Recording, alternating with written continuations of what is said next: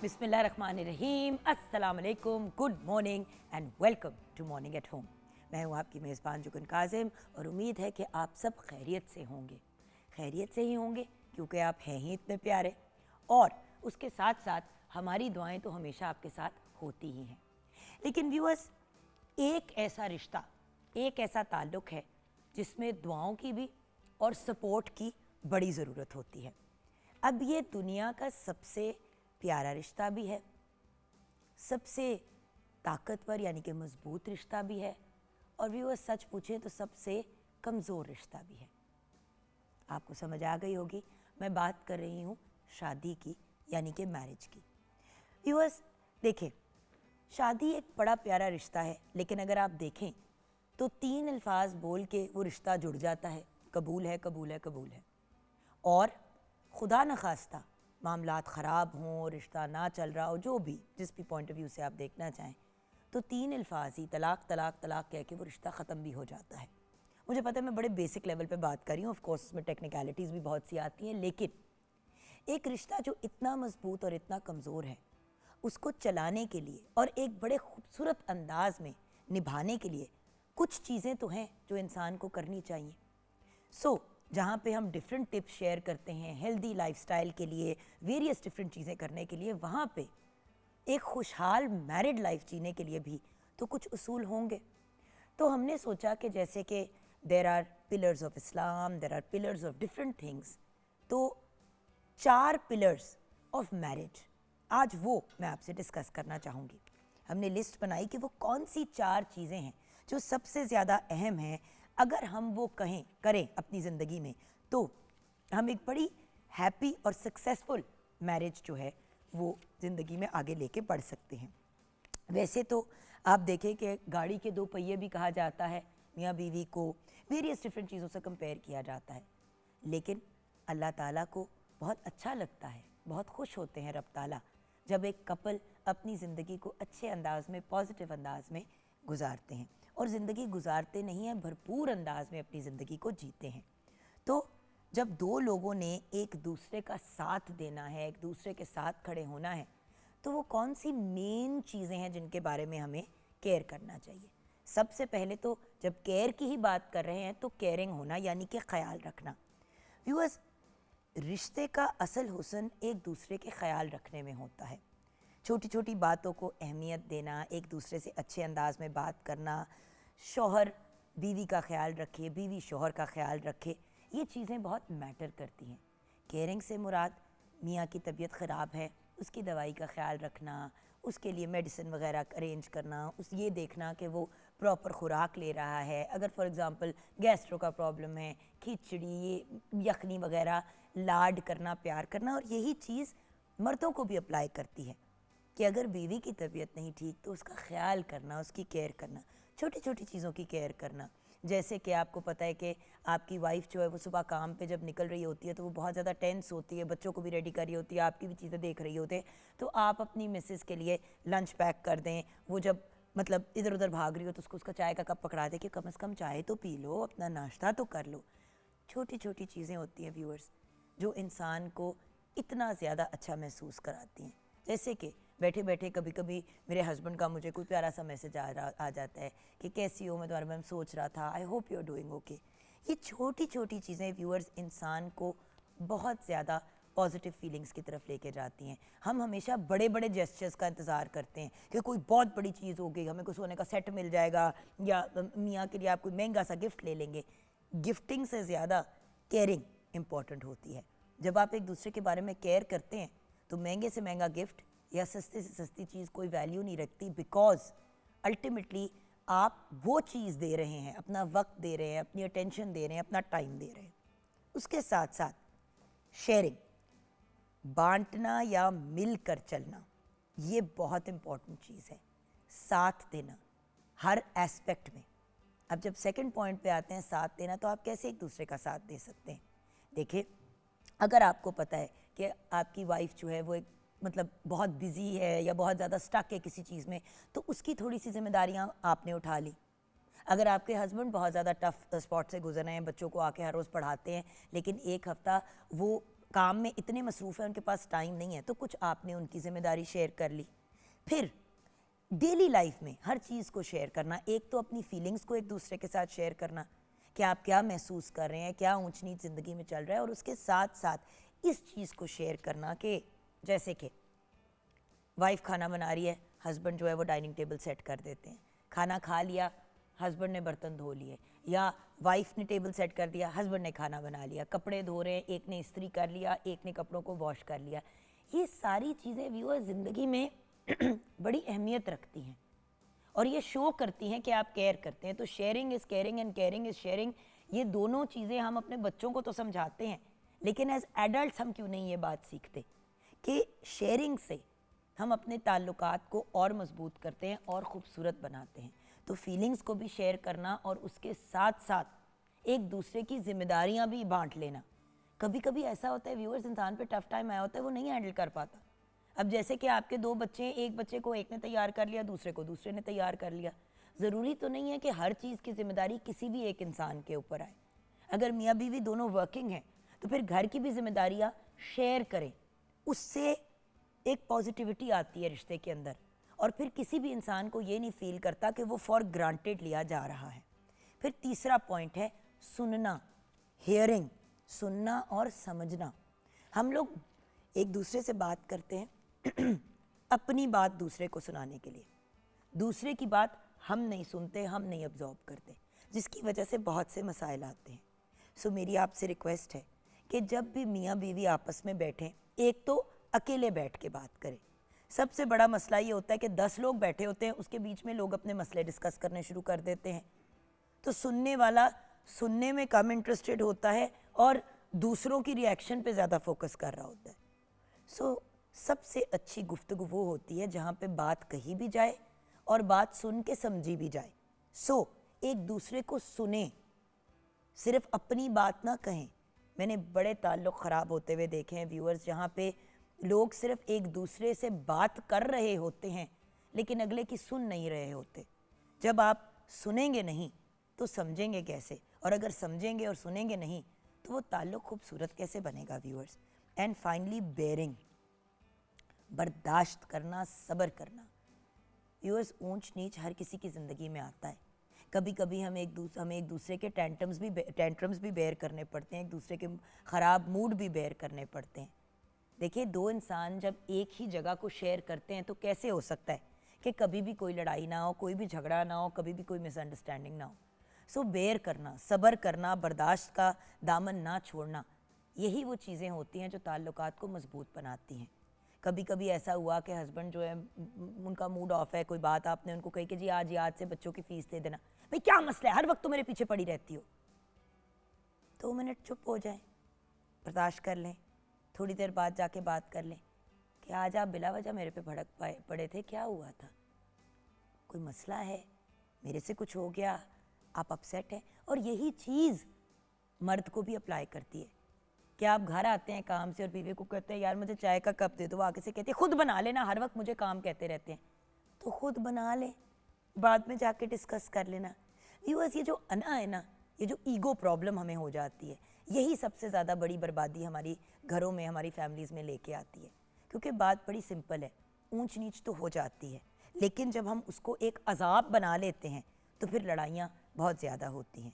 तो 4 चीज़ों का हमने दामन नहीं छोड़ना, sharing, caring, hearing and bearing, यानी कि बर्दाश्त करना। ये सब चीज़ें हमने साथ लेके चलनी है ताकि हम अपने इस खूबसूरत रिश्ते को मज़ीद खूबसूरत और मज़ीद मजबूत बना सकें।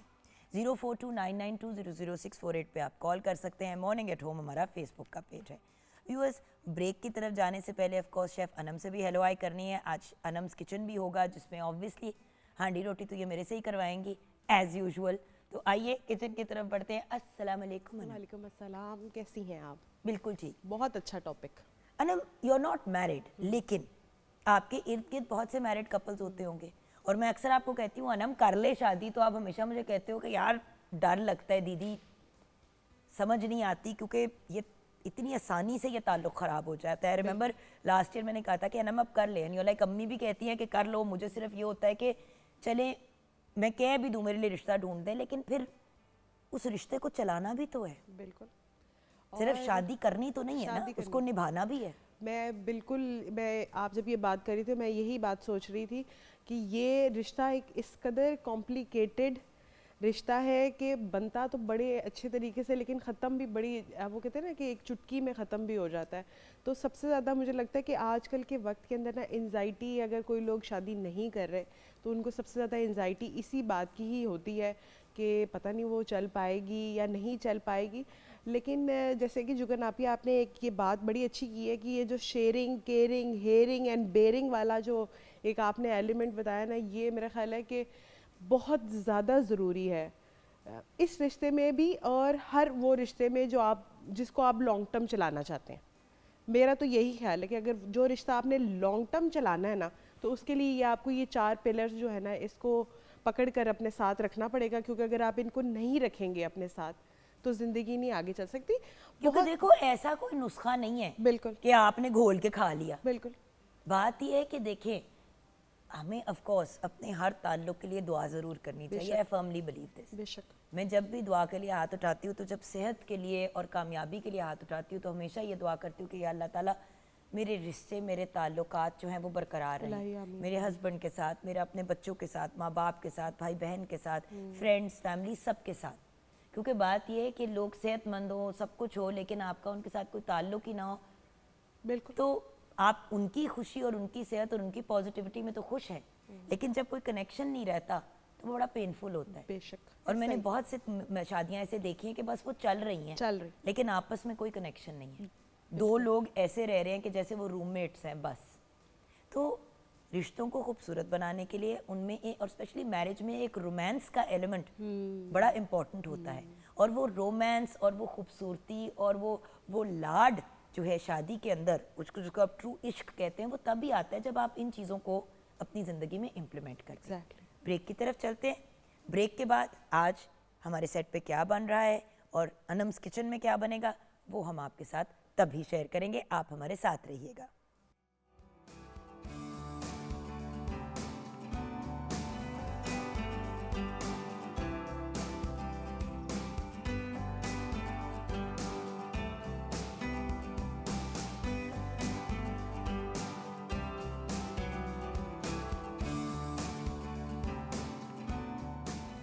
Welcome back from the break viewers.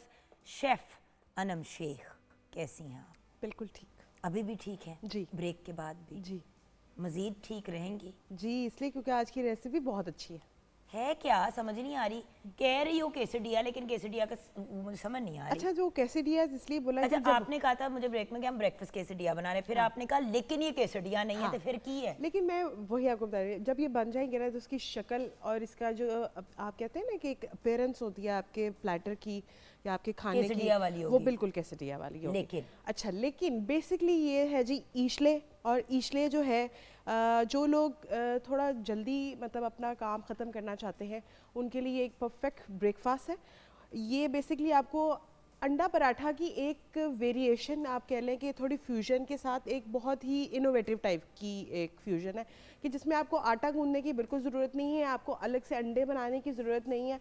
आपने होल व्हीट आपने फ्लावर ले लेना है। अगर आप मैदे का बनाना चाहते हैं तो वो भी आप बना सकते हैं, लेकिन अगर आप चाहें तो आप सिर्फ जो है वो होल व्हीट, बेसिकली उसका ज़्यादा अच्छा फ्लेवर आता है। आपने होल व्हीट फ्लावर ले लेना है, उसमें आपने टमेटोज़ ऐड करने हैं, ग्रीन चिलीज़ ऐड करनी है, कोरिएंडर ऐड करना है और अनियंस ऐड करने हैं। ऐड करने के बाद पास भी आ जाती हूँ ताकि हम ये करें। अब इसके अंदर डाल देंगे चीज़ें सारी। सबसे पहले मैं आपके साथ रेसिपी शेयर कर देती हूँ। यहाँ पे हमारे पास 3 कप के करीब जो है वो होल व्हीट फ्लावर है। इसमें डालना क्या? इसके अंदर आप सबसे पहले डालेंगी ये टमेटोज़। बेशक आधे आधे डाल लें, जैसे देख लें आपको कंसिस्टेंसी, वो बाद में हम चेक कर लेंगे, अगर हमें और की ज़रूरत पड़ेगी तो और डाल लेंगे। ठीक है। अभी आप हाफ क्वांटिटी इसके अंदर ऐड करते हैं। उसके अंदर ये ग्रीन चिलीज जाएंगी, अनियंस जाएंगे, इसी तरीके से हाफ अनियंस ऐड करते हैं। अच्छा, तो पूरी डाल जी, हरी मिर्ची पूरी डाल दें और हरा धनिया भी बेशक पूरा डाल दें। अच्छा, और इसमें अब एग जाएगा? अब इसके अंदर जाएगा एग। अच्छा, और दूध? जी, एग, दूध और पानी देखेंगे कि हमें उसकी कितनी कंसिस्टेंसी चाहिए, वो हम उस वक्त उसका नोट देख लेंगे। साथ में इसमें सीजनिंग में जाएगा सॉल्ट और ब्लैक पेपर। आप चाहे तो इसमें थोड़ी सी जो है क्रश रेड चिलीज भी ऐड कर सकते हैं। लेकिन देखो हरी मिर्चें भी डाल ही दी हाँ, है ना। तो उसका सिर्फ आपको सॉल्ट और ब्लैक पेपर की जरूरत है। तो मैं सबसे पहले आपके साथ इसकी रेसिपी शेयर कर डाल देती दूं हूँ। सारा ही? जी, सारा डाल दें। इसके लिए आपको दूध चाहिए 1 कप, अंडे चाहिए 2 अदद, नमक चाहिए हस्बे जायका, काली मिर्चें आधा चाय का चम्मच या 1 चाय का चम्मच भी आप कर सकते हैं, प्याज 1 कप जाएगा, टमाटर 1 कप जाएगा, हरी मिर्चें 4 खाने के चम्मच जाएंगे, हरा धनिया 1 कप जाएगा, मैदा या होल व्हीट फ्लावर जो है आप इसके अंदर 2 कप डालेंगे, पानी इसके अंदर तकरीबन आधा कप के करीब जाएगा, अंडे 6 अदद, मोज़रेला चीज़ 1 कप, दड़ा मिर्च हस्बे ज़रूरत, ऑरिगेनो हस्बे ज़रूरत, और इसको हम सर्व करेंगे केचप के साथ या कोई भी वैसे आपको ज़रूरत नहीं है इसके साथ किसी भी ऐसी चीज़ की जो कि आप इसको वैसे भी इंजॉय कर सकते हैं।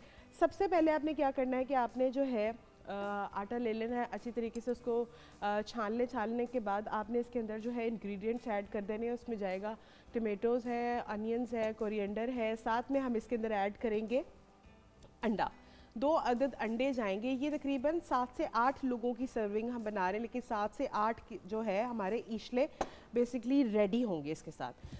आपने अब क्या करना है कि इसको थोड़ी देर बनाकर जब आप इस तरह से इसका बैटर बना लेंगे, फिर आपने इसको अगर आपके पास घर में टाइम है तो आपने इसको थोड़ा रेस्ट देना है। रेस्ट देने से क्या होगा कि इसका जो है क्योंकि आटा है वो थोड़ा सा फूलेगा, तो उससे बहुत अच्छे और फ्लफ़ी आपके जो है ना इशले रेडी हो जाएंगे। आप इसमें वैसे बेकिंग पाउडर भी डाल सकते जी, बेकिंग पाउडर भी डाल सकते हैं। सिंपल आपने इसको जो है अच्छी तरीके से जो है वो मिक्स कर लेना है। बिल्कुल आपने इस तरह से ये मिक्स होकर जैसे कि एक क्रेप्स का आप बैटर रेडी करते हैं उससे थोड़ी सी थिक कंसिस्टेंसी के पैनकेक, मोटे वाले पैनकेक और क्रेप के बीच के बहन। एग्जैक्टली। और उसके बाद जब ये बिल्कुल रेडी हो जाएगा तो हम इसकी दोनों साइड्स को तकरीबन 60-70% जो है वो डन कर लेंगे। फिर जब एक साइड के ऊपर हम जो एक अंडा उसमें तोड़ के डालेंगे और उसको अच्छी तरीके से उसी के ऊपर ही बीट कर लेंगे और इसको फ्लिप कर देंगे। फ्लिप करने के बाद अंडे वाली साइड जैसे ही कुक हो जाएगी तो उसमें मोज़रेला चीज़ और ऑरिगेनो और चिली फ्लेक्स डालकर हम इसको फ्लिप कर देंगे, ऊपर से फोल्ड कर देंगे। तो ये बिल्कुल हमारे वो कैसे दिया जो मैंने इसको नाम दिया था ब्रेकफास्ट कैसे दिया, वो तकरीबन जो है उस तरह से ये रेडी हो जाएगा। अच्छा, अब मैं इसके अंदर जो है साथ में ऐड कर देती हूँ मसाले भी। हाँ जी, तो इसमें जाएगी थोड़ी सी तकरीबन 1 टीस्पून के करीब काली मिर्चें और नमक जाएगा इसके अंदर हस्बे जायका। आपने नमक जो है वो चेक कर लेना है ताकि कि आप अगर इसको बिल्कुल इसमें नमक नहीं होगा तो इसका बिल्कुल भी कोई भी टेस्ट नहीं होगा। तो इसकी कंसिस्टेंसी जो है आप थोड़ी सी और पतली करेंगे, ये भी बहुत गाढ़ा है कंसिस्टेंसी इसकी। और देखें नाश्ते में हम लोग हमेशा सोच रहे होते हैं कि हमारे पास कोई इंटरेस्टिंग या कोई मज़े का अल्टरनेटिव होना चाहिए। अब ये देखें ना कि क्विक सी रेसिपी है जो आपने रेडी कर दी, उसके बाद आपके लिए basically it will become easier. बिल्कुल, ये आपने इसको क्या कहते हैं, आप इसको बनाकर रात के टाइम भी रख सकते हैं। ज़रूरी नहीं कि आप सुबह सुबह इसको फ्रेशली बनाएं और फिर उसी वक्त जब आप इसको रात के टाइम रखेंगे, मतलब रात को सोने के से पहले आपने ये कर लिया। फॉर एग्जांपल सुबह आपके घर आपने एक ब्रेकफास्ट रखा हुआ है तो ब्रेकफास्ट के अंदर आपके पास जो है एक अदर ऑप्शन भी है कि आप अपने ब्रेकफास्ट में वो रिवायती उसी तरह से अंडा पराठा या बच्चे तंग आ जाते हैं वही चीज़ खा लेकिन देखिए एक्चुअली में है वही चीज़ ही, लेकिन थोड़ी सी यूनिक फॉर्म में। बिल्कुल। तो इस तरह से आप अगर बनाएंगे तो आप इसको बड़ा एंजॉय करेंगे। अभी जब आप इसकी फाइनल लुक देखेंगे तो वो आपको बिल्कुल कैसेडिया वाली लुक देगा। अच्छा, इसकी कंसिस्टेंसी हमें और पतली करनी है। अच्छा, और भी पतली? हाँ जी, भी और पतली करनी है। आप ध्यान से अपने इसलिए मैंने वो वाला स्पून रखा था कि आप इजीली उसको मिक्स मैंने कहा मैं एक दफ़ा उसकी पहले वो तो फेंट लेना हम उसको। हाँ, मुझे देते। ये अब हम निकाल लेते हैं, ठीक है। और ये अब हमने इससे मिक्स करना शुरू कर दिया अच्छे से mix. The main trick to this is mixing it. बिल्कुल, मिक्सिंग जो है वो सबसे इम्पॉर्टेंट है। मिक्सिंग अगर इसकी अच्छी सी हो जाएगी और आप इसको बहुत अच्छा सा जो है वो बना के रख सकते हैं।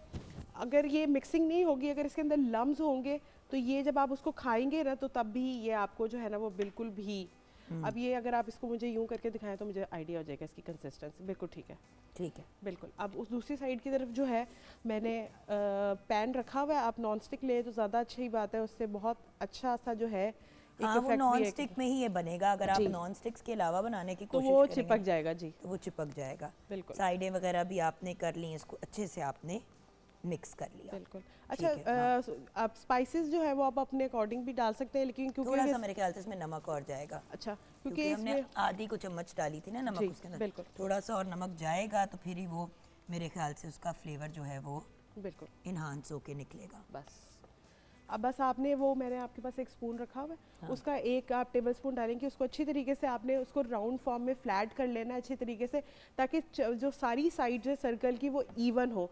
ये ना हो कि कहीं से जो है वो थोड़ा सा मोटा है और कहीं से थोड़ा सा पतला है, ये आपने देख लेना है, क्योंकि वो भी जब फाइनल प्रेजेंटेशन की दफ़ा में वो फिर अच्छा नहीं लगेगा। तो सिंपल ये इस तरह से आपने इसको बनाना है, बड़ा ही क्विक और जल्दी बनने वाला ये ब्रेकफास्ट है। ये वो लोग जो आटा नहीं गूंदना चाहते या अलग से ऑमलेट्स नहीं बनाना चाहते, उनके लिए ये एक अच्छी सी और क्विक वेरिएशन है। और मेरा ख्याल है कि आपके बच्चों के लिए भी ये बड़ा ही एक ज़बरदस्त सा ऑप्शन आ जाएगा कि उनको लगेगा कि आपने, अब आप देखें कि ये पिज़्ज़ा की भी एक फॉर्म बन जाएगी जब हम उसके अंदर चीज़ ऐड करेंगे। और बाय द वे ये आप लंच में भी सर्व कर बिल्कुल, सकते लंच में भी सर्व कर देते हैं। ये कंप्लीट मील है, इसके बाद आपको कुछ भी खाने की ज़रूरत नहीं है। अगर आपने फॉर एग्जांपल बच्चों के लंच बॉक्स में भी इसको देना है, तो अगर आप एक कैसेडिया बनाकर उनको दे देते हैं तो उसका जो है बड़ा ही अच्छा फुल फिलिंग होगा फुल डे उसके लिए ना। तो ये एक अच्छी ऑप्शन है ब्रेकफास्ट के लिए या बिल्कुल लंच के सही। लिए भी। अच्छा, अब हम इसको आ जाते हैं टुवर्ड्स अब आप उस तरफ pouring। जी, अच्छा, तो ये तो मतलब ऑल इन वन ही किस्म की चीज़ हो ऑल गई इन ना। वन की हो गई। बस अब जब आप उसकी एक साइड, दोनों साइड्स तकरीबन 70% रेडी कर लेंगे, तो फिर मैंने यहाँ पे एक अंडा तोड़ के रखा हुआ है, उसी के ऊपर ही हम इसको डालेंगे, उसी के ऊपर इसको हल्का सा बीट करेंगे, फ्लिप करेंगे, एग वाली साइड को अच्छी तरीके से कुक कर लेंगे। उसी साइड के ऊपर जहाँ पे एग वाली साइड है, उसी के ऊपर ही हम इसके अंदर डालेंगे चीज़, चिली फ्लेक्स और ऑरिगेनो डाल के इसको बंद कर देंगे। 1 से 2 मिनट के लिए इसको कुक करेंगे। अच्छा, आपने इसको कुक करना है ज़रा थोड़े लाइट उसके ऊपर, मतलब लो फ्लेम के ऊपर, ज़्यादा तेज़ फ्लेम नहीं करनी, क्योंकि अगर आप ज़्यादा तेज़ फ्लेम करेंगे तो उससे क्या होगा कि आपका जो ये है ये कच्चा कच्चा थोड़ा सा ये रह जाएगा, ये आपको वो फ्लेवर नहीं आएगा जो एक्चुअली आना चाहिए।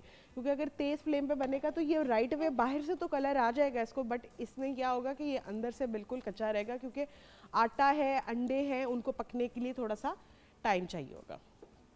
देखिए परफेक्ट, इसी तरीके से हम जो है इसको कुक करेंगे।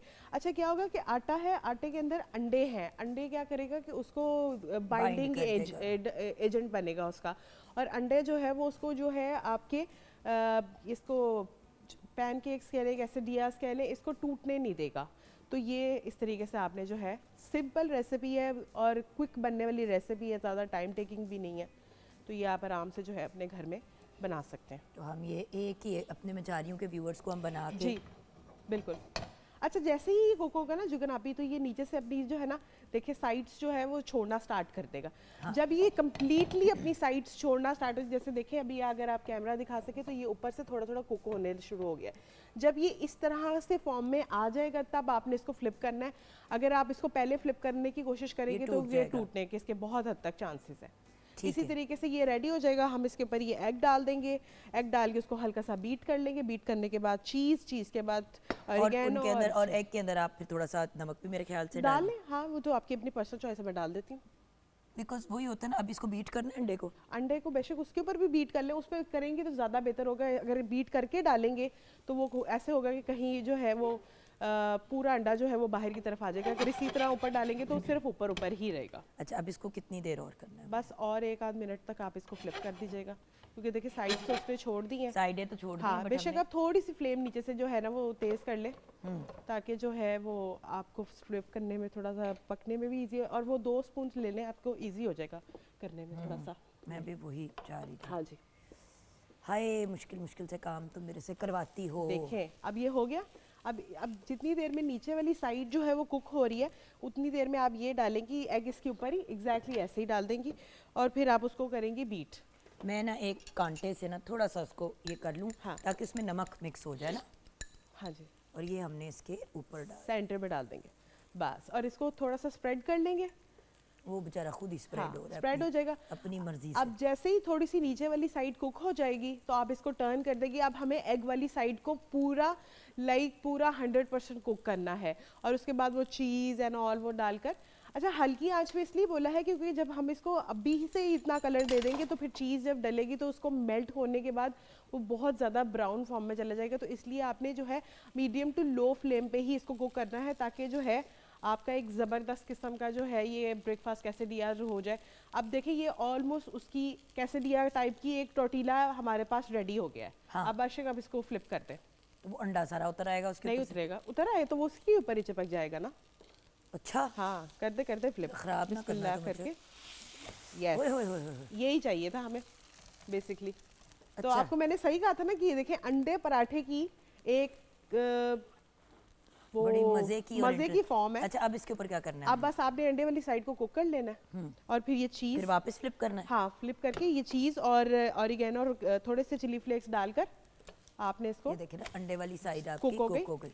अब आप ठीक है, इसके ऊपर एक साइड पे थोड़ा सा चीज़ ऐड करेंगे, बिल्कुल थोड़ा सा, ज़्यादा नहीं, ठीक है, और इसके ऊपर थोड़े से ऑरिगेनो, बस बस ठीक है। ऑरिगेनो ऑरिगेनो आ और गया थोड़ी सी चिली फ्लेक्स। और थोड़ी सी चिली फ्लेक्स, बस। और अब इस- आप इसको फ्लिप कर दें और ऐसे? हाँ जी, बस। और अब आप इसको कुक करेंगी थोड़ी देर।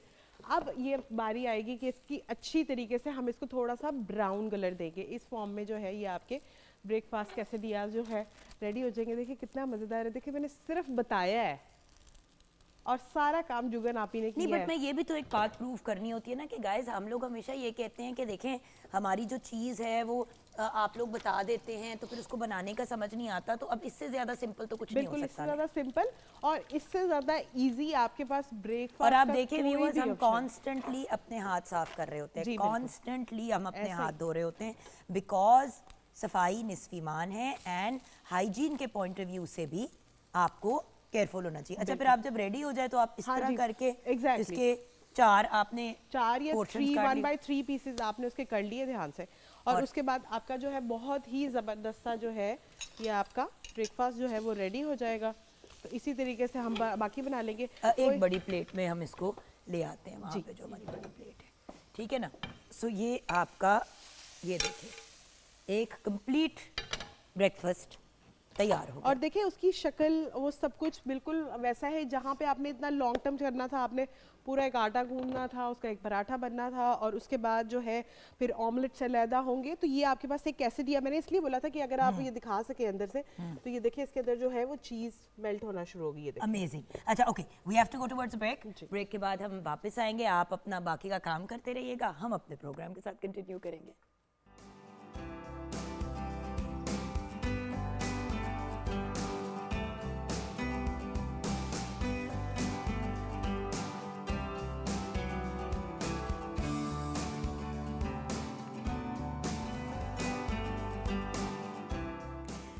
Welcome back from the break viewers. जैसे कि आप जानते हैं, हम मॉर्निंग एट होम में हमेशा कोशिश करते हैं कि आपकी मुलाकात उन सक्सेस स्टोरीज से कराएं जो हम सब के लिए एक इंस्पिरेशन है। व्यूअर्स, ख्वाब बहुत से लोग देखते हैं लेकिन उनको रियलिटी हर बंदा नहीं बना पाता, और उनको रियलिटी बनाने का फॉर्मूला क्या है, आज हम एक बहुत ही कामयाब बिजनेसमैन एंड फिलैंथ्रोपिस्ट से जानेंगे। आपको various national and international award से नवाजा गया है, गवर्नमेंट की जानिब से आपको माशाल्लाह तमगा इम्तियाज़ से भी नवाजा गया, एंड उसके अलावा जो सबसे बड़ी बात और मेरे ख्याल से जो हम सब के लिए एक पॉइंट ऑफ प्राइड है वो ये है कि इस पर्सनालिटी ने पाकिस्तान में तो काम किया सो किया, लेकिन जब पाकिस्तान से बाहर गए तो सिर्फ अपनी ज़ात के बारे में नहीं सोचा, अपने पाकिस्तानी भाई बहनों के बारे में सोचा, अपने नेशन बिल्डिंग के बारे में वहाँ पे अमेरिका में बैठे हुए सोचा, और फिर बहुत से एफर्ट्स किए कि पाकिस्तान और यूएस का एक पॉजिटिव कनेक्ट बने और हमारी पॉजिटिव इमेज जो है वो सामने आए। आज हमारे साथ we have the brilliant Tahir Javed साहब। अस्सलाम वालेकुम ताहिर साहब। वालेकुम सलाम, thank you for having me. Tahir साहब, very cool tie. Thank you जी। मैंने कहा ज़रा इससे बात शुरू करते हैं। तो ये बताइए ताहिर साहब कि आपकी जर्नी, जी। देखिए की पॉइंट्स हम डिस्कस कर लें वो अपनी जगह है, लेकिन हर इंसान का जो एक सफ़र होता है वो इतना आसान नहीं होता।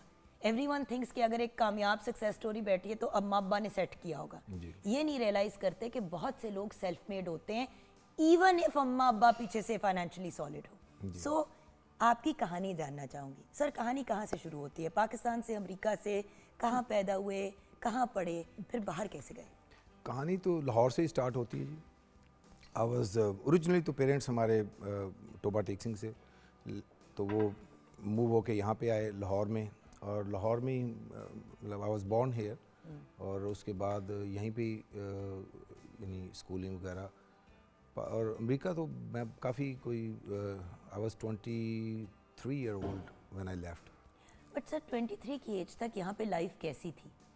यहाँ पे लाइफ तो जो honestly average middle class family की अच्छा। लाइफ होती है, that was typical average middle class I would ठीक से, कि गुड लिविंग बट नथिंग हाथ में लग्जरी, उस तरह से कुछ नहीं था कि कोई बंदा कहे luxury- कि हमारे पास 8 कनालियां हैं, 20 हाँ, नहीं, कनालियां हैं, nothing, जो nothing. कमाते थे वही वही वो डे टू डे। उसी father was in government job, और जो आपको पता है कि जॉब करने वाले जो अपने बच्चों का जो एक सेट किया होता था बैक देन के भी आपने ये स्कूल जाना है, होमवर्क करना है, और ये सारी तो आपने कहानियाँ। फिर पढ़ा क्या सर? मैंने यहाँ से ग्रेजुएशन की थी इकोनॉमिक्स में, Okay. और उसके बाद दैट्स इट। फिर मैंने फर्दर आके वहाँ पे बाहर जाके आपने किया। किया। अच्छा, बाहर जाना कैसे हुआ सर?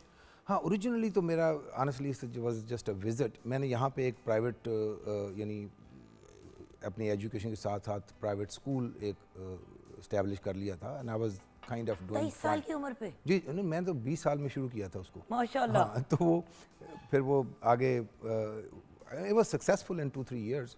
तो फिर वो विज़िट के ऊपर मैं तो ओरिजिनली तो एक विज़िट करने के लिए, कि जैसे नहीं कि आप you learn when you travel, तो उस पे गया था। माय ब्रदर वाज देयर जो उस वक्त ना, और सिस्टर एक जा रही थी, तो I just you no took the यानी वो क्या कहते हैं, साथ ही चल पड़े। कि चल ठीक है जी, मैं भी टूंग जाता हूँ। मैं ज़रा एक चक्कर वक्कर मार गया चक्कर था। वक्कर मारा था। तो देन वहाँ पे गए, और मूड तो यही था कि 2-1 महीने रह के और I will be back, but कुछ जो भी हुआ, 2 का 6 महीने हो गया। बट उस वक्त 6 महीने के अंदर आई असल में फैमिली जब वहाँ पे उस वक्त पे होती थी तो applying for immigration, all of those things आसान थी। अब तो बहुत मुश्किल हो गई है। वो तो दिनों में हो जाती थी a चीज़ें। few decades ago it was still a little bit easier। जी। ठीक है, फिर बस वो 6 महीने के अंदर I honestly I tell everybody I figured out कि अमेरिका के अंदर आपकी अपॉर्चुनिटीज़, सुना तो बहुत था ना, Land of land of opportunity। Opportunity सुना बहुत था, लेकिन आई फिगर्ड आउट माई सेल्फ के how I can use these opportunities to you know establish my self. तो वो जो 6 महीने में मुझे जो एक यानी आई ओपनिंग मेरे लिए कि लेकिन सर देखिए 23 साल का लड़का एक तरह से बच्चा ही होता है जब घर से इतना दूर जाए। राइट, जब तक आप अपने घर में होते हैं 23 पे आप अपने आप को बहुत वो समझते हैं चौधरी साहब के, भाई आई एम ओके। वहाँ जाके दुनिया बहुत बदल जाती है। अच्छा, ये एक मैं ज़रूर कहूँगा कि मैं शायद 11 साल में भी बच्चा नहीं था।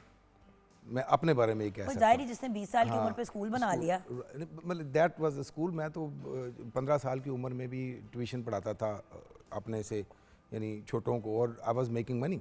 वो नहीं कि वो आप हेल्प कर दें किसी की। सर देखिए घर के तो मामला चल रहे थे। जी। व्हाई? ये अच्छा, क्या ऐसी चीज थी मुझे आपके अंदर? अपनी लाइफ को बेहतर करना था, आसान बनाना। मुझे मोटरसाइकिल खरीदनी थी फॉर एग्जांपल उस ज़माने में, ठीक है ना जी। अब उसके लिए मुझे नज़र आ रहा था कि वाला साहब से तो साइकिल बड़ी मुश्किल से मिली है, तो मोटरसाइकिल ऐसे लेनी है। तो this is how I kind of figured out कि मुझे I can you know I was good in school. तो मैंने कहा चले लोगों की हेल्प करते हैं।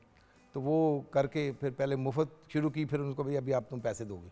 तो घर वालों का क्या रिस्पांस था जब देखिए माँ बाप अक्सर मिडिल क्लास पेरेंट्स कहते हैं पुत्र पढ़ाई ते तवज्जो दे, इत्थे उत्थे ना घूम। तो वो क्या था? हाँ, वो उस पे रिस्पांस क्या पेरेंट्स की तरफ से दोनों डिफरेंट थे। वाला साहब तो थपकी देते थे हमेशा कि करो ये ठीक है। He strongly he was one of those parents के भी आपके पास बहुत टाइम होता है, आप बहुत कुछ कर सकते हो।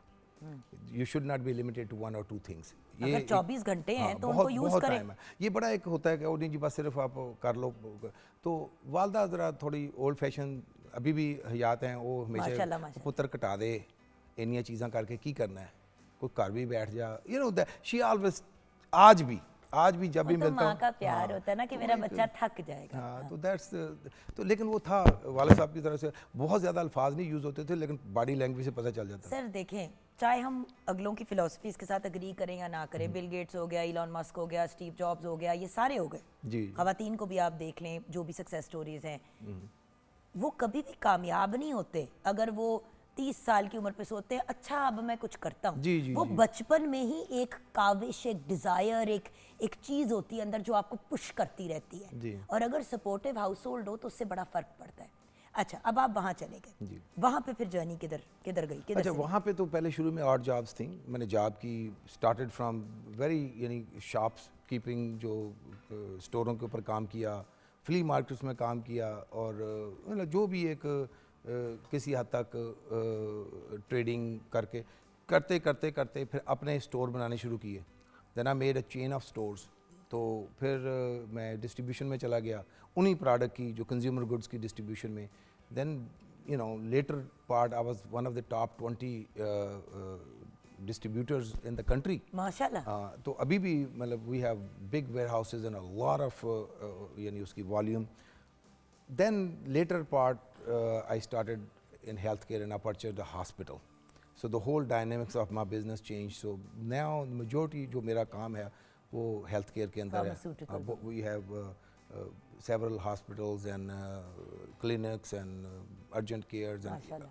ERs and surgery centers. Sir देखिए, वो क्या था, वो क्या फॉर्मूला है जो आपने अपनी ज़िंदगी में अप्लाई किया? इस वक्त आपको बहुत से पेरेंट्स भी देख रहे हैं और यंग लोग भी देख रहे हैं जो कुछ करना चाह रहे हैं लेकिन समझ नहीं आ रही। कोई फॉर्मूला, कोई ऐसी चीज़ जो आपकी ज़िंदगी के कुछ उसूल थे जो आपको इस स्टेज पे लेके आए? क्योंकि फिर आपने यहाँ पे तो अपना काम नहीं रोका, आपने अपने लिए, ख़ानदान के लिए, अपने मुल्क का नाम तो रोशन किया, लेकिन फिर आपने अपने मुल्क के लिए काम करना शुरू किया। उसकी तरफ जाने से पहले पहले ये बता दें कि एक कामयाब बिजनेसमैन बंदा कैसे बन सकता है या बिजनेस पर्सन? मैं आज अगर पीछे मुड़ के देखूं, बल्कि क्या आज की डेट के अंदर भी देखूं, कि हमेशा मेरे पास एक टू डू लिस्ट होती थी और मैं अपना अगला दिन एक रात पहले प्रिपेयर करता था कि मुझे ये करना है, और उसके अंदर जो भी यानी 10 आइटम्स हो या 20 हों, तो मैं उस वक्त तक उसको क्विट नहीं करता था जब तक मैं अपना उसमें एक आधी चीज़ आगे पीछे हो जाती थी। लेकिन तो उससे एक जो फ़र्क पड़ता था ना, वो ये हमारे मैं जो समझता हूँ, मैं अपने मेरे पास हज़ारों लोग काम करते हैं और आज भी मैं जब देखता हूँ ना कि जब आप उसको डिसिप्लिन नहीं करते और आपके पास लिखा हुआ नहीं होता और आपको रिमाइंडर्स नहीं आते खुद, या आप सेल्फ कर लें या कोई आपको रिमाइंड कराए, तो आपकी आधी चीज़ें रह जाती हैं। Then you stay gradually behind. तो मैंने जो एक लर्न कर लिया था कि मुझे बिहाइंड नहीं, मुझे हेड रहना है। तो मुझे बजाय आज का, मुझे जो आने वाली कल का भी आधा काम करके निकलना है आज, अगर हो सके। क्या बात है। तो दैट वाज वन आइटम जो मुझे डिस्टिंग्विश करती थी उस वक्त भी और आज भी। जो मैं फिर उसके बाद और दूसरी डिसिप्लिन बहुत ज़रूरी है। ये करने के लिए आपका डिसिप्लिन और फोकस्ड होना बहुत ज़रूरी है। एग्जैक्टली। और फिर देखें, एक वो था और दूसरा, चूँकि जो आपका brought up from a middle class, तो हम आपकी बॉडी के अंदर, आपके एक स्टाइल के अंदर आ जाता है कि with less resources you can do more. अच्छा, 0 से 100 पे कैसे जाना है? 100 से तो आ ही जाते हैं लोग 50-60 पे। Exactly. लेकिन 0 से 100 एंड देन 100 पे रहना और फिर 110 पे भी जाना, कैसे जाना है। तो वो एक जो चीज़ थी, वो कुछ लर्न भी की कि जो how you can work against all the odds, कि भी आप जो ऑब्स्टिकल्स, जो हर्डल्स आपको रोक रही हैं सामने से, how you gonna you know make your little way, path way and just you know go to the other side. तो वो एक, honestly I think I made myself very यानी मास्टर ऑफ दैट। अब एक तरफ हमारे वहाँ पे हरिकेन आ रहा है, मतलब अब टेक्सास, तो लोग परेशान हैं 3-3 हफ्ते, और उन 3 हफ्ते में मैं आई एम बिजी परचेजिंग के जो हरिकेन के टाइम पे चीज़ें बिकेंगी, मैं उसको कर रहा हूँ कभी उस वक्त। तो ये एक यानी I was looking for opportunities even in disturbance. इसी लोग इंतज़ार करते हैं व्यूअर्स कि उनके पास अपॉर्चुनिटी आएगी। अक्लमंद सक्सेसफुल बिजनेसमैन वो होता है, या बिजनेस पर्सन वो होता है, या बिजनेस वूमन वो होती है जो आगे से देख रहे हो कि ये अपॉर्चुनिटी बन सकती है, उसके बनने से पहले ही उस अपॉर्चुनिटी को अवेल कर लेना। घर बैठे व्यूअर्स कोई भी कुछ नहीं कर सकता। एंड अल्टीमेटली मैं हमेशा एक ही बात कहती हूँ, मजदूर आपसे, मेरे ताहिर साहब से करोड़ गुना ज़्यादा मेहनत करता है लेकिन कमाता बहुत कम है। So smart work is also very important. अब तो इनकी बिजनेस की स्टोरी, कुछ हमने जर्नी तो सुन ली, अब ब्रेक की तरफ जाएंगे व्यूअर्स। ब्रेक के बाद जब वापस आएंगे तो we will find out from the brilliant Tahir Javed कि उन्होंने फिर यहाँ से फिलैंथ्रोपी की तरफ कैसे कदम उठाया, फिर एक हाउ कम वहाँ पे बैठे हुए पाकिस्तानियों के बारे में इतनी टेंशन क्यों हुई, और इस चीज़ की क्यों इतनी टेंशन हुई कि पाकिस्तान और अमेरिका के आपस में ताल्लुकात अच्छे कर रहे हैं। देखिए पॉलिटिकल लेवल पे तो चीज़ें हो ही रही हैं व्यूअर्स, लेकिन एक अवाम के अंदर भी तो पॉजिटिविटी क्रिएट करनी होती है ना, वो इन्होंने कैसे की? ब्रेक के बाद।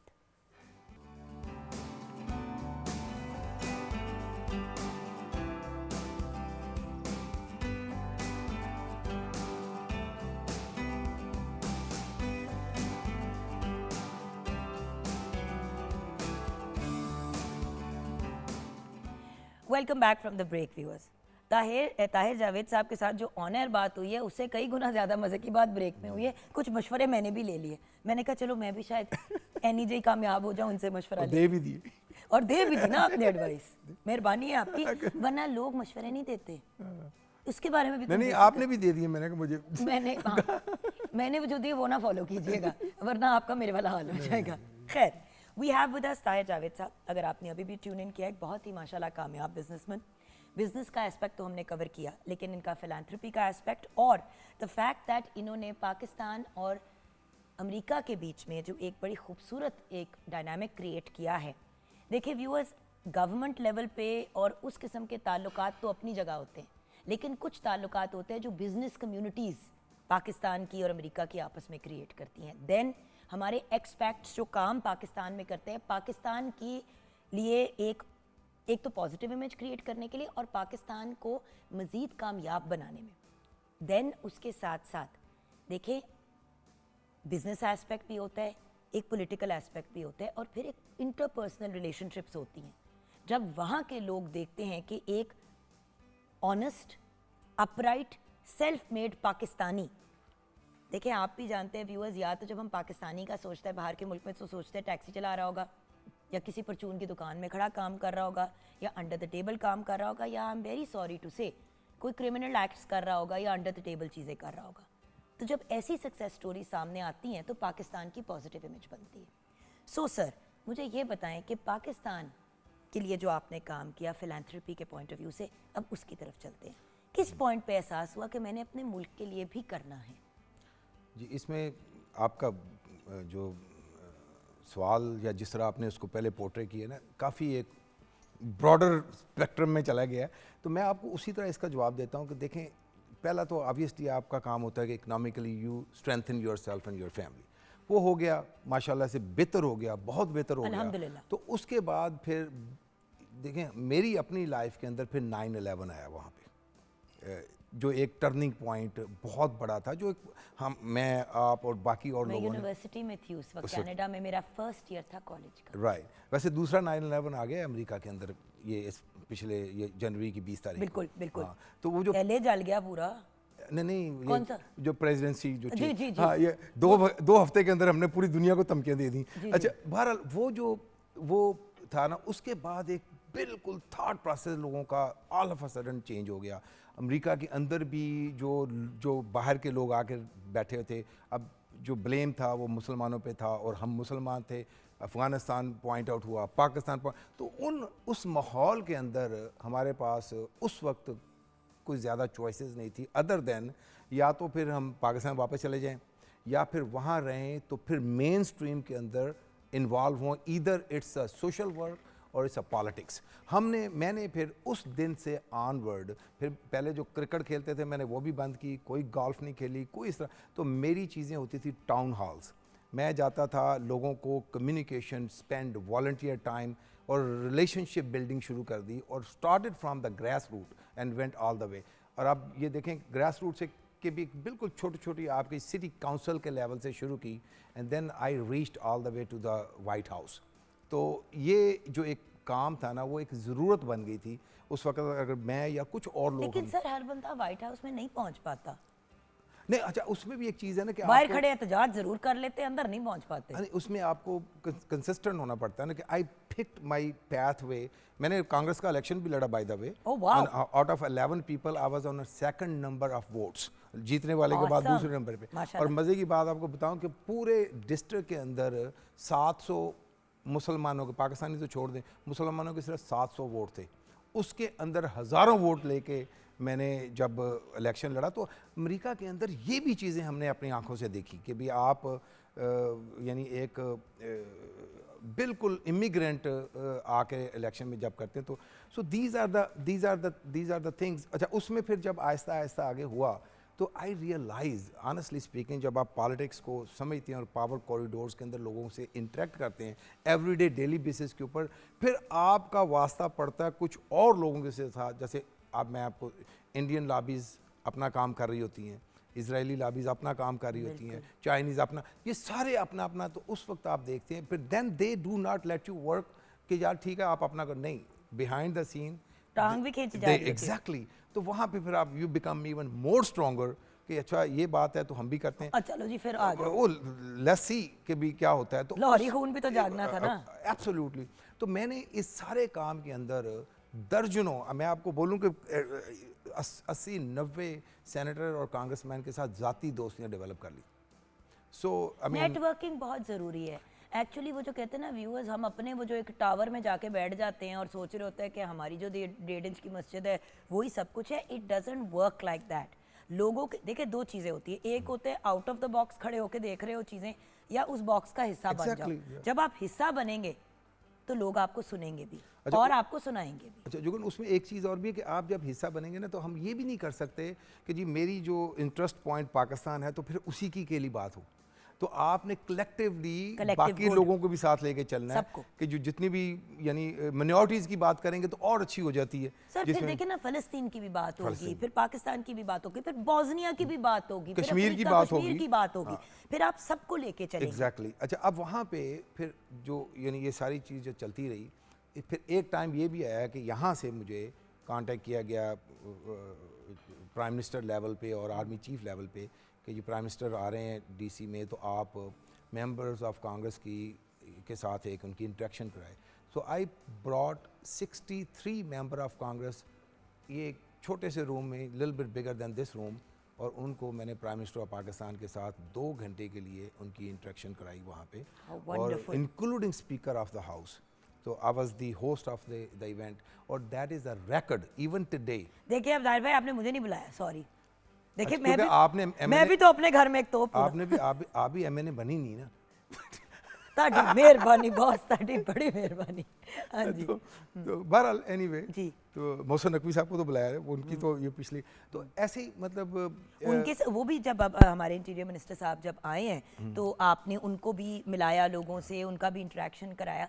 देखिए सर यही तो बात है कि जब हम कनेक्शंस बनाते हैं, और आपकी सबसे अच्छी बात ये कि आप अपने कॉन्टैक्ट्स अपने तक नहीं रखते। जी ये भी एक ज़रूरी चीज़ है। मैं ऑनेस्टली स्ट्रांगली मशवरे का हमने मजाक किया, ना नहीं, मशवरा कोई बड़ी देता है, ना कोई कांटेक्ट देता है, ना कोई कनेक्ट करता है, ये बड़ी बात है। अच्छा, ये एक मेरा इसमें सोच थोड़ी डिफरेंट है। मैं कहता हूँ ये पॉलिटिकल एसेट्स जो होते हैं ना आपके पास, मैं अमेरिका यहाँ पे भी ऐसे ही होगा। अमेरिका में पॉलिटिकल एसेट्स को जब तक आप एंगेज नहीं रखते ना, डजंट मैटर आपकी कितनी फ्रेंडशिप है, एंगेज होने से उसमें स्ट्रेंथ आती है। तो मैं अगर हम समझते कि हम इसको यूज़ कर रहे हैं फॉर पाकिस्तान और समथिंग एल्स, नहीं, आप उनको एंगेज कर रहे हैं। The more you engage them the stronger they will become. तो ये जो मेरा ये समझना था कि मैं इसको नहीं करेंगे तो क्या, ये तो सब्जियों की तरह है ना, 7 दिन के बाद तो ख़राब हो जाएंगी। तो आपने ये इसको यूज़ करना, तो I was never stingy in connecting people. मैंने कहा ठीक है जी, इसको हम करते हैं, और दैट आई डिड। मैंने यानी दर्जनों मेंबर ऑफ कांग्रेस को पाकिस्तान लाया हूँ, माशाल्लाह। उनको उनके जो टूर्स क्रिएट किए, और यहाँ लाने का ये नहीं, फिर यहाँ उनको फिर कश्मीर के बॉर्डर्स तक लेके गया हूँ, फिर लोगों को इकट्ठा किया वहाँ पे जिनको बॉर्डर के ऊपर जो जिनके किसी का मिसाल के फिज़िकल हर्ट हुए या जिनके घर जल गए, उनको उनके सामने बिठाया कि आपने आप सुनाएं इनको कि कैसे कैसे आपकी वारदात होती थी वहाँ पे।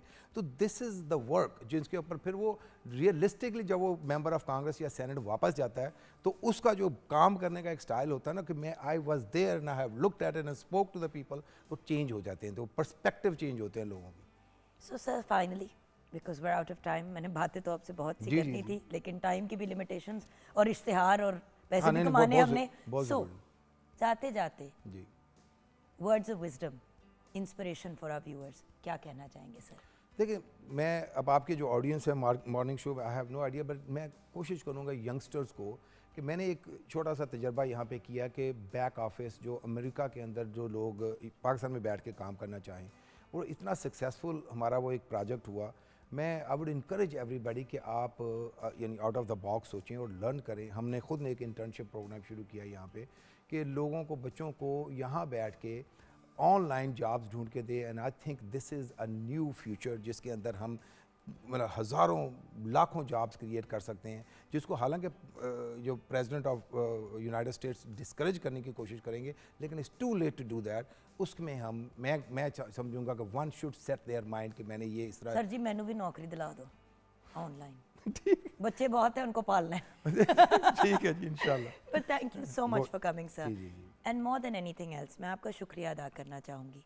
जो आप एफर्ट्स करते हैं जिस तरीके से आप आउट ऑफ द वे जाके अक्सर अपने आप को बैक फुट पे रख के दूसरों को आगे करते हैं ताकि हमारे मुल्क की ना सिर्फ अमेरिका के साथ बट दूसरे ममालिक के साथ भी एक अच्छा ताल्लुक़ बने, हमारी पॉजिटिव इमेज जाए। और आपका कामयाब होना ये एक बड़ा क्लियर इंडिकेटर है हम सब के लिए कि अगर आप कर सकते हैं तो हम भी कर सकते हैं। So you are an inspiration, you are a motivation and you are a true सिपाही। थैंक यू जी। So thank you so much, I sir. appreciate you here. God bless you and thank you so much. So viewers, यहाँ पे अपने इस segment को conclude करेंगे। Break के बाद जब वापस आएंगे तो मुलाकात करेंगे एक ऐसी पर्सनालिटी से जो हमें गाइड करेंगे कि एडोलेसेंस में ये जो टीनेज के ईयर्स होते हैं या जब एक बच्चा जो है वो एडल्टहुड की तरफ जा रहा होता है, चाहे वो लड़का हो या लड़की हो, उसकी न्यूट्रिशनल रिक्वायरमेंट्स क्या होती हैं, इस पर बात करेंगे ब्रेक के बाद।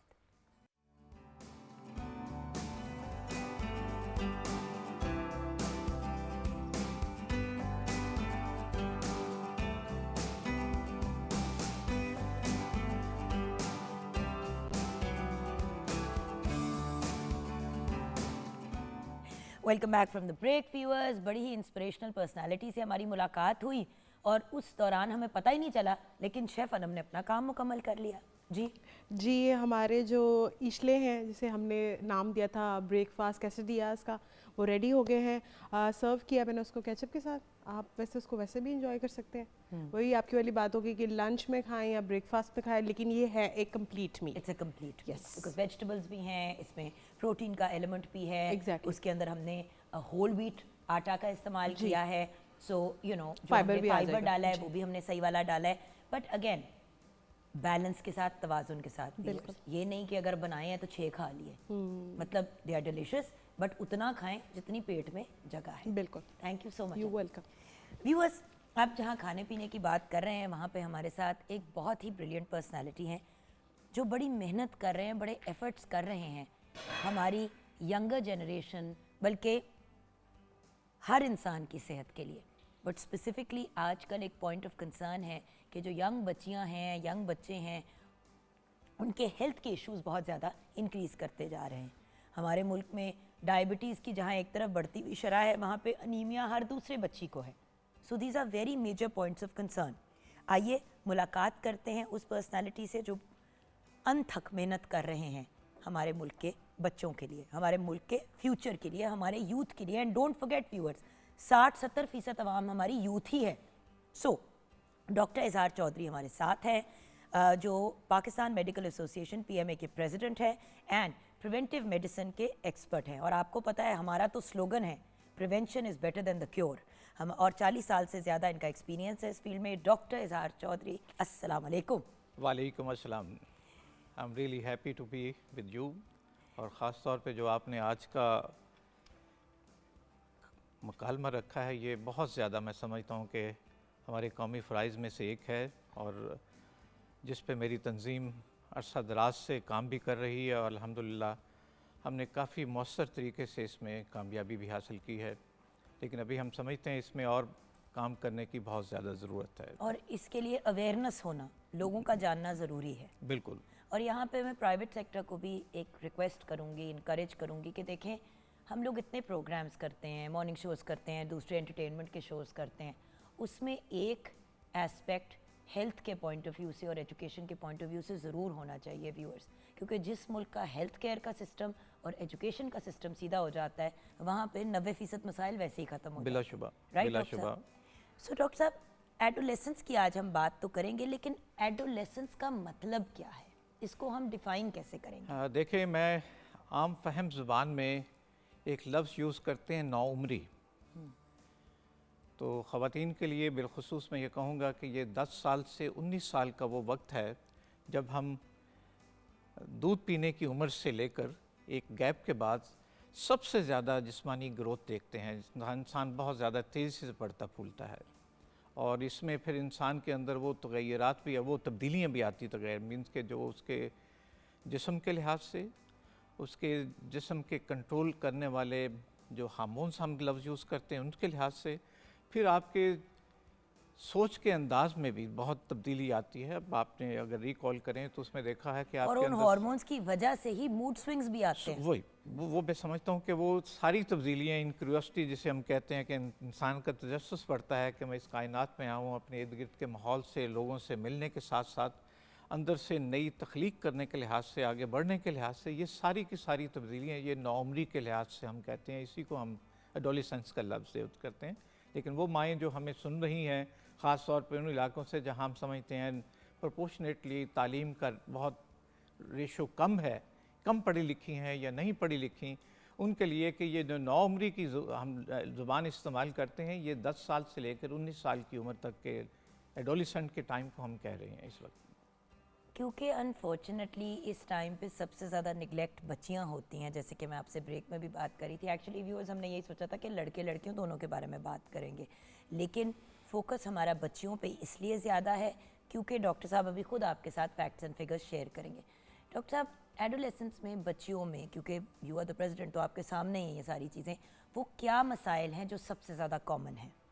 देखिए, एक तो जैसे आपने ख़ुद पॉइंट आउट किया कि ख़वातीन जो मेरे ईमान के हिस्से में अल्लाह ताला की तख्लीक में इस कायनात का सबसे खूबसूरत एक रिश्ता है, माशाल्लाह। एक सबसे ज़्यादा बेहतरीन क्रिएशन है, जिसके मतलब हमारे ईमान का हिस्सा है कि 3 दर्जे दो तकसीम के लिहाज से अल्लाह ताला ने मर्तबत अता फरमाई है, वो माँ को दी है। बेशक।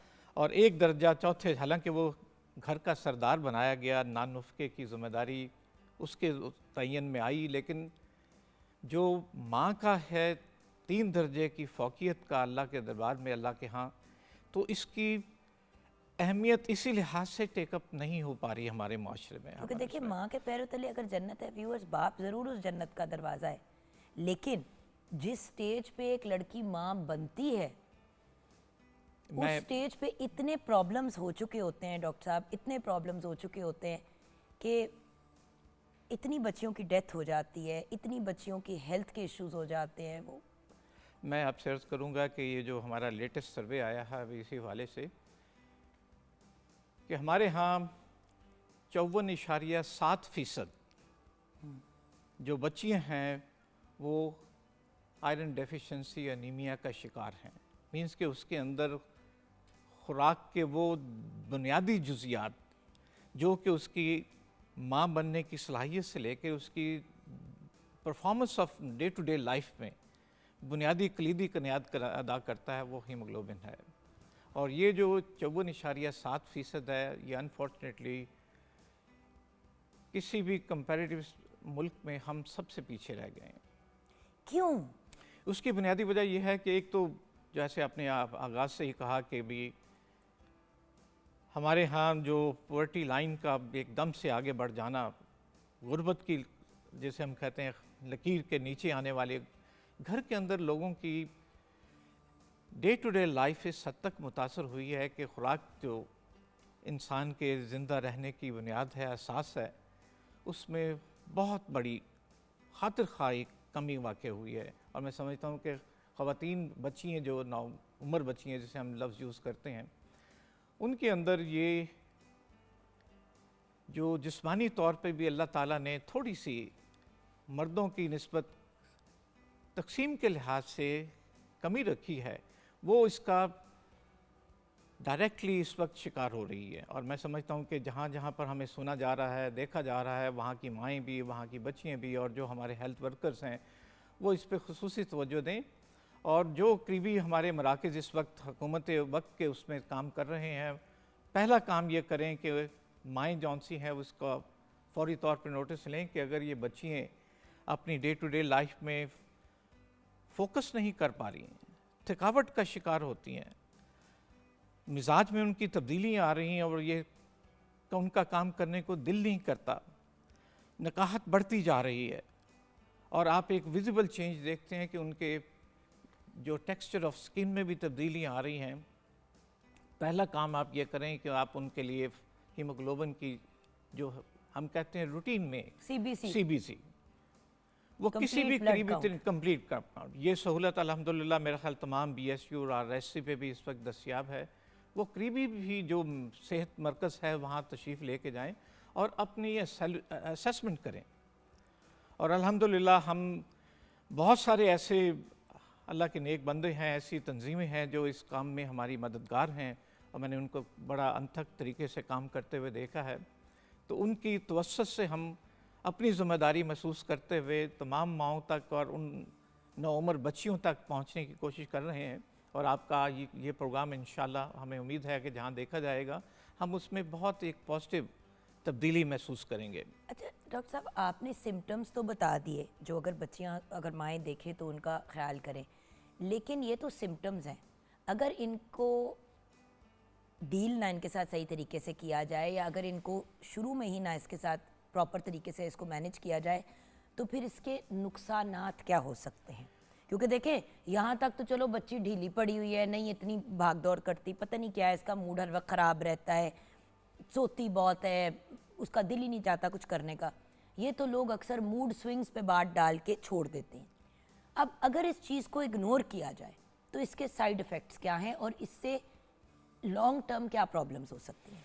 देखिए, अल्लाह ताला ने जिस्मानी तौर पे ख़वातीन के लिए जो एक फ़ौक़ियत दी है माँ के रूप में, उसी हवाले से हम अगर बात करें तो उनके अंदर आयरन डेफिशिएंसी के चांसेस बहुत ज़्यादा होते हैं। ठीक है, लेकिन आम शहर में हम ये भी कह सकते हैं कि कोई इतना बहुत बड़ा टास्क भी नहीं है कि जैसे हम कहते हैं कि आयरन जौन सा है वो हमारी तमाम जितनी भी ग्रीन लीव्स की सब्ज़ियाँ हैं, या हम कहते हैं हम देहात के रहने वाले लोग भी वहाँ पर अक्सर हम कहते हैं पालक भी मिल जाएगी, वहाँ हम कहते हैं कि ये गाजरों के साथ जो हम चुकंदर भी मिल जाएगा, हम ये इसके साथ कहते हैं कि वहाँ पर सेब।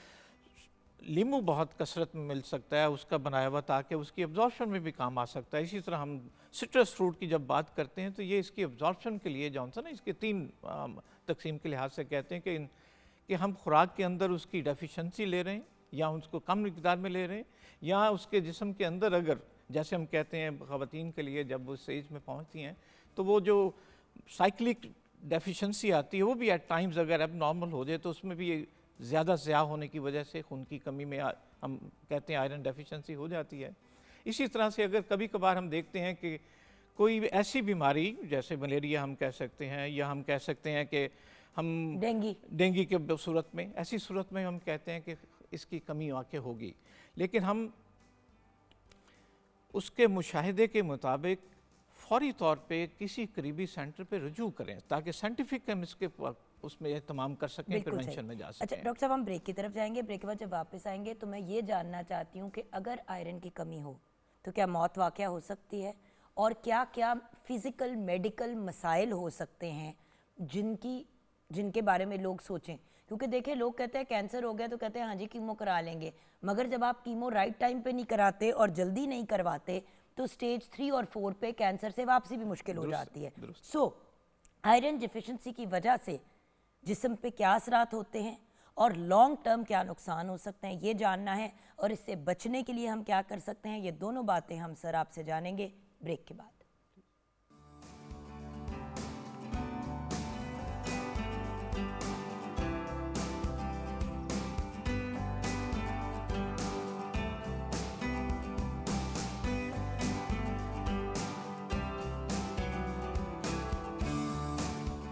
Welcome back from the break viewers. Doctor Izhar Chaudhary हमारे साथ हैं, पीएमए के प्रेसिडेंट हैं और प्रिवेंटिव मेडिसिन के एक्सपर्ट हैं।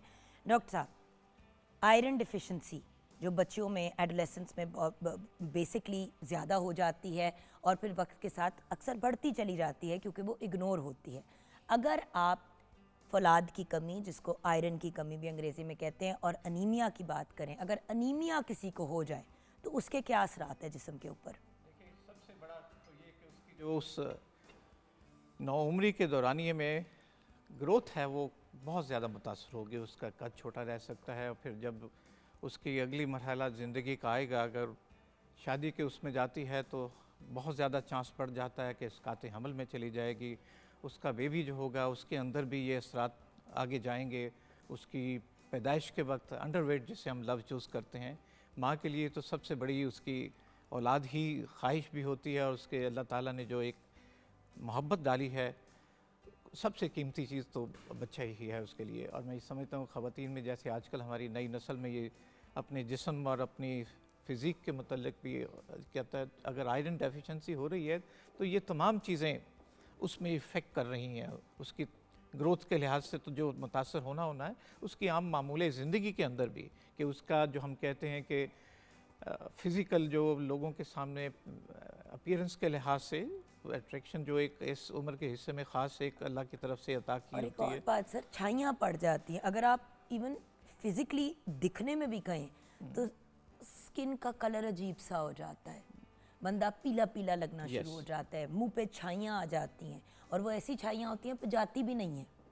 तो एक तो ब्यूटी भी खराब होती है, देखिए अंदर यकीनी से तौर भी हो पे, रहा होता है, यकीनी बाहर तौर से भी पे। हो रहा होता है, बाल गिर जाते हैं सारे। पिंपल्स आ जाएंगे, आपके मुहासे बनने शुरू हो जाएंगे। ये सारी चीज़ें वो हैं जो आपके नेचुरल इस वक्त उम्र के हिस्से में जब आप नौम्री में आ रहे होते हैं तो ये सबसे ज़्यादा जो आपकी इंटरेक्टिव या सोशलाइजिंग जिसे हम कहते हैं वहाँ पे शख्सियत को मुतासर करता है। और अगला मरला जिसका मैं पहले ज़िक्र कर चुका हूँ कि आप अनीमिया की वजह से या खून की कमी की वजह से अगर अल्लाह ताला आपको एक नवाजिश करता है, अता करता है, तो माँ की सूरत में आप अस्कात हमल का शिकार हो सकते हैं, या आपके बच्चे भी जॉनसन है इसकी कमी की वजह से एक अंडरवेट या मुतासर होकर पैदा हो सकते हैं। डेथ भी हो सकती है उनकी अगर आप इस पर मज़ीद केयरलेसनेस का शिकार होंगे। लेकिन मैं उनको ज़रूर एड्रेसल में डालना चाहता हूँ जो बच्चे शहर से हट के देहात में बच्चियाँ जो ख़ास तौर पे परवरिश पा रही हैं, कि उनके लिए हमारा पैगाम है कि अब जैसे ही हम अपने तौर पे या हमारे जो इस वक्त ग्लोबली पार्टनर्स हैं वो हमें सपोर्ट कर रहे हैं, तो ये एक कैंपेन हम चल रहे हैं पंजाब में इस वक्त। हमने डिस्ट्रिक्ट लोधरा उसको मार्क किया हुआ है और मुझे ये जानकर बहुत खुशी हुई है कि वहाँ एक बहुत साइजेबल नंबर हमने लोगों को एजुकेट भी किया है। और इस वक्त जो हमारा अवेलेबल टारगेट है वो ये है कि जो बच्चियाँ भी स्कूल की तरफ इस वक्त रजू कर रही हैं, वहाँ अटेंड कर रही हैं, तो हमने एक साइंटिफिक तरीके से उनको वीकली बेसिस पे एज ए प्रिवेंटिव मेजर हफ्तावार जो आयरन और फोलिक एसिड की गोलियों का एक सप्लीमेंट है वो हमने मुहैया करना शुरू किया है। और हमें उम्मीद है कि इसके बाद हम अगले नेक्स्ट डिस्ट्रिक्ट्स भी मार्क करेंगे। इस वक्त KPK में भी हमारे 3 डिस्ट्रिक्ट्स वहाँ काम कर रहे हैं हम लोग। तो मैं तमाम माओं से भी ये अपील करूँगा कि जब भी घर के अंदर आप समझते हैं कि ये नौउम्री का वक्त जो 10 साल और 19 साल के दरमियान में हमने कहा कि आपके बच्चियों में और बच्चों में दोनों में ही मैं ये कहूँगा कि वहाँ पर भी चूँकि खुराक एक हमारा मुल्की इससे भी बढ़कर हम कहते हैं कि आलमी मसला बनता जा रहा है, तो वहाँ आप अपने बच्चों पे ख़ुद से माँ होने के नाते मुतवज्जो रहें।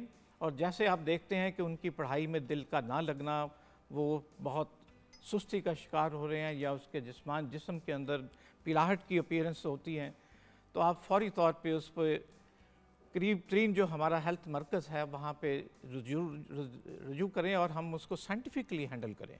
अच्छा डॉक्टर साहब, फाइनली बेटे बेटियां जो भी हैं उनकी खुराक के पॉइंट ऑफ व्यू से किन चीज़ों का हमें ख़ास ख्याल रखना चाहिए ताकि आगे जाके ऐसे प्रॉब्लम्स बने ही ना।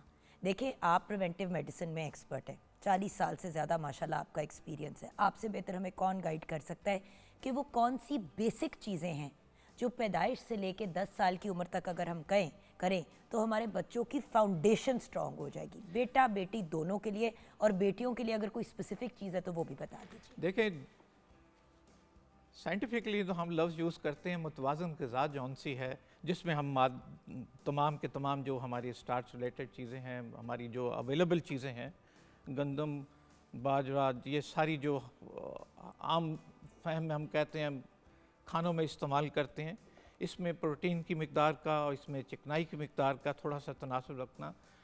ये देहात में तो हम समझते हैं कि रूटीन में ही चीज़ें आ रही हैं क्योंकि उनका मेन ईटेबल्स ही यही हैं। शहर के अंदर हम थोड़ा सा ये कहते हैं कि जहाँ पे बच्चियाँ अपने फिगर को मेंटेन करने के लिए या हम कहते हैं कि स्लिम होने के लिए ये ओवर डाइटिंग, काली कॉफ़ियाँ, अंडर डाइटिंग या ओवर डाइटिंग करते हैं, तो वहाँ हमें ये इस चीज़ की ज़रूर जहन में रखना चाहिए कि ये उनका ग्रोथ टाइम है जिसे हम नौउम्री का लफ्ज़ यूज़ कर रहे हैं। यहाँ पर उनको इन तमाम चीज़ों का मुतवाज़न इस्तेमाल करना चाहिए ताकि उनके जिस्म के ऊपर ये जो लॉन्ग टर्म इफ़ेक्ट आ रहा है इससे वो मुतासर ना हो पाएँ। और सर माँ के दूध का भी एक बात ज़रूर, क्योंकि देखिए पैदाइश पे तो सबसे पहले बच्चे की खुराक टेक्निकली तो माँ का दूध ही होना चाहिए, लेकिन आज भी बहुत से ऐसे लोग हैं जो कहते हैं कि भाई डब्बा लगा देते हैं क्योंकि काम करना है या और बच्चे भी हैं या ये या वो। माएँ बेटों को दूध पिला भी देती हैं, फिर भी बेटियों को अक्सर जो है वो कहती हैं एक दो माँ पिला के, तो थोड़ा सा माँ के दूध की भी अहमियत बता दें सर। बिल्कुल आपने दुरुस्त फरमाया कि ये हमारी फाउंडेशन तो उसी से बननी है ना घर की। ये हमारी एक माशरती नाहमवारी भी है और हम समझते हैं कि इसका डायरेक्टली इफ़ेक्ट हमारी बच्चियों के ऊपर होता है और ये अभी भी उसी तवातर से हमारे देहात के बैकग्राउंड में ये जारी व सारी है। लेकिन मैं ये समझता हूँ कि हमें अब वक्त आ गया है कि कौमी सतह पर अपनी ज़िम्मेदारी महसूस करते हुए, जैसे हम समझते हैं कि आपने इसको एक बहुत ही खूबसूरत और प्रॉपर एड्रेसल दिया है, हम लोगों को ये ज़रूर नॉक इन कर रहे हैं और आगाह कर रहे हैं कि ये एक ऐसा मसला है जिसको हम बआसानी काबू पा सकते हैं। अगर ये माँ के दूध के हवाले से आप बात करें तो देहात में तो अभी भी वो लोग काफ़ी हद तक खुश नसीब हैं कि वहाँ पर अगर एनिमल ड्रिवन मिल्क भी उनको फ्रेश मिलता है, खालिश मिलता है, वो काफ़ी हद तक उसको कंपनसेट करते हैं। जैसे आपने वजह तौर पे पॉइंट आउट किया है कि ये डब्बों का दूध जौन सा है, हमें इसका अंदाज़ा नहीं है कि इसके अंदर जिसे हम कहते हैं कि ग्रिल किया गया, ड्राई अप किया गया, क्या चीज़ थी, कहाँ से ड्राई हुआ। सर आपको भी पता है कि ये कैंपेन्स होती हैं, जैसे एक ज़माने में आपको याद होगा अरसा पहले मेरी अम्मी के ज़माने में जब वो छोटी होती थी तो सिगरेट की कैंपेन चली थी कि सिगरेट बड़ी अच्छी होती है, तो बड़ी ख़वातीन प्रेगनेंसी के दौरान हाजमा नहीं ठीक तो सिगरेट पी रही हैं ये वो। बाद में पता चला कि ये ना सिर्फ जानलेवा है लेकिन जो जान आपके अंदर पल रही है उसके लिए भी डेंजरस है। बिलाशुबा इसी तरह जब दूध डब्बों में आना शुरू हो गया प्रोसेस हो तो गया आपको ये समझाना शुरू कर दिया कि जी ये माँ के दूध से बेहतर है। मामा मुझे यही कहती हैं कि मैंने बच्चों को इसलिए उस तरह से दूध नहीं पिलाया क्योंकि हर बंदा डांटता था कि की कर रही है, डब्बे दा पिला और ज़्यादा बेहतर है गए। तो ये कैंपेन्स होती हैं, लेकिन अल्लाह ताला ने भी जो एक हुक्म दिया है 2 साल तक माँ का के अपने बच्चे को दूध पिलाओ, ये आपको गैप भी दे देता है प्रेगनेंसीज़ के बीच में। एक और अनीमिया का इतना बड़ा कॉज हमारे मुल्क में ये है कि बच्ची अभी बच्चा पैदा करती है 3 माह बाद फिर वो प्रेग्नेंट हो जाती है। बिलाशुबा ये मेरे रब का एक निज़ाम है और मैं समझता हूँ कि अगर हम उसके मानने वाले हैं तो हम उसके जितने भी अहकामात ज़िंदगी हैं उस पर अगर रजू करते हैं तो उससे हमें कभी भी किसी तौर पे एक लम्हे के लिए भी ये नहीं सोच मिलती कि हम इसमें नुकसान में जाएंगे। जो आपने खुद पॉइंट आउट किया ये तो अज़ल से है कि ये खुदा ने एक नेचुरल प्रोटेक्शन जो माँ के दूध में दे दी है उसका कोई नेबल बदल नहीं है। और ये साइंटिफिकली अब यूरोप भी जो इस पे बहुत ज़्यादा हमसे आगे है ये साबित करता है और वो वापस इसी तरवीज की तरफ दोबारा आ रहे हैं। और मैं ज़ाती तौर पे चाहूँगा कि भी माएँ जो हैं इस मुश्किल वक्त में जब जिस पे हमारा मुल्क इस वक्त गुजर रहा है या हम कहते हैं कि अखराजात या महंगाई के तनासब से हम ये जो बुनियादी चीज़ें हैं ना देहात के अंदर भी और शहरों के अंदर भी कि जिन जिन चीज़ों में जैसे मैं कहता हूँ कि हमारे कुछ ऐसे बड़ा गोश्त है वो हम अगर 1-2 बोटियों के तनासब से लेते हैं उसके iron containing more than enough. इसी तरह हम कहते हैं कि अगर आप नहीं अफोर्ड कर सकते कलेजी एक बहुत परचेजेबल नहीं, लोग ज़्यादा नहीं पसंद करते, लेकिन आप देखते हैं जिन बच्चों को ये कहीं पे भी तशखीस की सूरत में आता है मैं महसूस करती है हम कलेजी का आगाज़ कर सकते हैं। हमारे यहाँ अल्लाह का बड़ा लाख शुक्र है कि सेब बहुत वाफर मिकदार में है, नाशपाती बहुत वाफर मिकदार में है, ये वो चीज़ें हैं जो आयरन कंटेनिंग है। इसके साथ हम अगर ग्रीन वेजिटेबल जैसे हम कहते हैं पालक है बहुत हमारी सस्ती है, कॉमन है, इसी तरह हम कहते हैं साग की सूरत में, इसी तरह हम कहते हैं और जितना लीफ वेजिटेबल्स हैं इनका कोई हम कहते हैं कोई मुश्किल नहीं है काम करने में। एक चीज़ मैं ज़रूर कहूँगा कि देहात में रहने वाले में यहाँ जहाँ हम कहते हैं कि पानी की सप्लाई थोड़ी सी हम कहते हैं कि कंप्रोमाइज़ है, वहाँ पर हम जो एक फैक्टर है जो पेट के कीड़ों की वजह से अनीमिया होता है जी। उसकी भी तशखीस ज़रूर करें और उसके लिए हम मरकज़ी जो हमारी है मरकज़ है वहाँ ज़रूर रुजू करें। Thank you so much doctor साहब, आपका बहुत बहुत शुक्रिया। आज हमें ज्वाइन करने का वक्त ख़त्म हो गया लेकिन बातें तो बहुत सी हैं करने को। इंशाल्लाह हम आपको फिर तकलीफ़ देंगे, अगर आप वक्त निकालेंगे तो हमें बहुत अच्छा लगेगा। तो व्यूअर्स यहाँ पे अपने शो को कंक्लूड करेंगे इस दुआ के साथ कि अल्लाह ताला हम सबको अच्छी सेहत नसीब करे और हम सब जो हैं अपनी सेहत को बरकरार रखने के लिए एफ़र्ट्स करें। देखें, घोड़े को पानी तक लेके जाया जा सकता है, उसे ज़बरदस्ती पानी नहीं पिलाया जा सकता। So ultimately basic rules of health को फॉलो करें ताकि आप और आपका पूरा ख़ानदान एक सेहतमंद और खुशहाल ज़िंदगी गुजार सके। आपका प्रोग्राम देखने का शुक्रिया। खुदा हाफ़िज़।